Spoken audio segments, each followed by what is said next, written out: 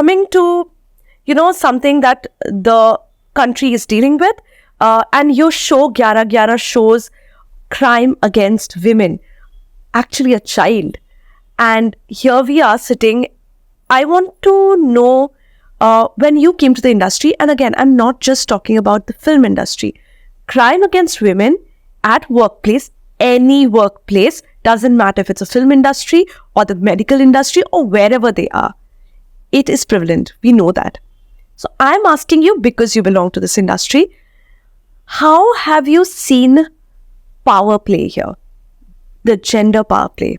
Have you been a victim to it? And how have you overcome it? And what it took? So, I have actually seen power play happen with a lot of ageism more than gender, because I've always been very young in rooms. I have seen that happen with the color of my skin internationally. I've seen that happen with the language that I speak, the accent that I speak in. So discrimination comes in every shape and size. And I have responded to it with my own learnings of life. And that sometimes at that moment, and sometimes internalized it and been able to respond to it later. Because a lot of times you're just shocked. You're just like, how can something like this happen to me? You can't respond to it. You freeze. Absolutely. So a lot of times you actually don't know how to respond to it. And that's exactly why you need a peer group. That's exactly why you need to learn on how to respond so that you don't internalize shame. It is not because of you. It is not on you. It is somebody else's problem, firstly. It is somebody else's shame. It is somebody else's insecurity. When it was through ageism, I was in late 20s producing Gangs of Wasseypur and being a producer. I turned a producer when I was 21. My first film with Say Salam India. Then I was around 24 when I did Das Vidania. And I started working with Anurag when I was 24, 25. I've been a young producer in many, many rooms, in many powerful rooms. And I internalized them because at that point of time, I could only think as a 20-year-old, I could only think that I have to look older. I have to wear a sari, I have to color some hair white, I have to wear specs. So I responded that way. I didn't know any better. I didn't know who I can seek from or how to even articulate it. I don't think at that point of time I even had enough money for therapy.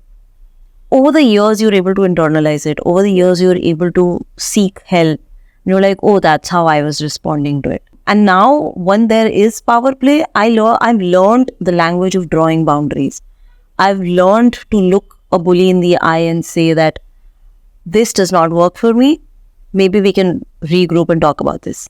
So I've learned to just be assertive to say I'm not comfortable, and this doesn't work for me. We can take this up another day. We should check on the tone. It's not nice. So just to be able to say that, I take in the power in the room.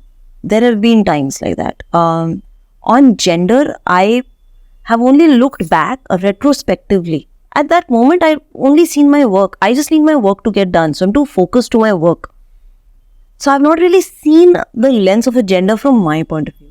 Retrospectively, I've understood that it could play a role. Post the Me Too movement, I've said like, okay, maybe I'm a woman and that is why I'm not boys club. I don't go for cigarette breaks, So I've produced 40 plus independent films and I've always just pushed through and gotten my work done. This way, that way, or learning to change my language, learning to change my ask, learning to have more clarity, and just doing business and just doing work. So I haven't firsthand experienced gender bias, but definitely through age, through color, through, just not being white. But now you're in a very powerful place, one of the most powerful women in the industry.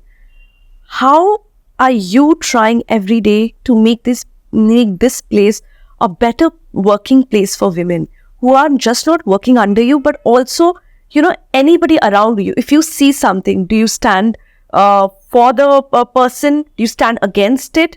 Tell us, how are you doing this? Or, how are you doing it? Definitely. So, firstly, it's my first responsibility is to, of course, have the best practices in Sikhya, which is my production company, and that is what is setting my own standard.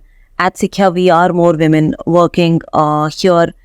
We have a proper posh committee. We have people you can reach out to in case of any incident or any situation.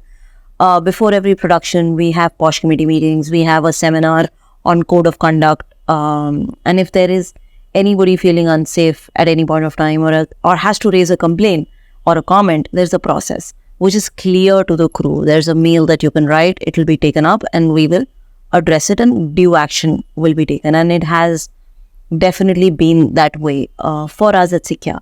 I actually read a report post the Me Too movement, which was done by Film Companion and Amazon, that less than 5% women are directors. And that led me to think, why? How did that happen? And I'm a producer. And I'm into rooms where we are deciding who the director could be. So somewhere I'm committed to have more women in women workforce. So I am in midst of setting up Women in Film India. We are thinking through the charter of it. I did try and start something before, more like a collective, more like firstly a database. How many of us are here? How do we stay connected? How can we champion each other? We want to, but we have to have a pathway to it. And I'm learning from the chapter in LA and building a charter right now. And I hope I can be able to build it. It's a dream. It's a passion. I feel responsible that I've had the exposure of it in US, and I'd like to have something like that here. And it'll take its own shape because we are many of us. Absolutely. We are a large filmmaking country, and this will become something of its own kind, and we'll have to respond to it at that point of time. But I have mentors around the world who are helping me put this together.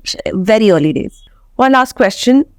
Just that, when you are choosing the script, when you have the power to do that, when you're seeing a script, do you see how the women is... Yes. Yeah. How the women is portrayed in the film? Because the portrayal of women in Indian cinema has been criticized what it was before, but things are changing. But are they changing as fast as they should? Absolutely. At least in the work that I put out there, even like we can talk with example, which is Kill. It's really important on how women are portrayed. And then it's also something which is very important to my director. Those conversations we have in our rooms, we have on our scripts, and that happens subconsciously and consciously, both ways. I mean, I think it's a voice that is really, really important on what we show, how we show, and even in Kill, even though it's a testosterone heavy film, I mean, the biggest killing, the strongest person killing was given to women. So it was more like not undermining the gender or their intelligence. In otherwise, an action film, and even how you show a killing, there are responsibilities, and I think Nikhil has a very good awareness of that. But those conversations did happen, and that conversation did lead to decision making, which have seen. So it is important to us. We do talk about it. We do think about it.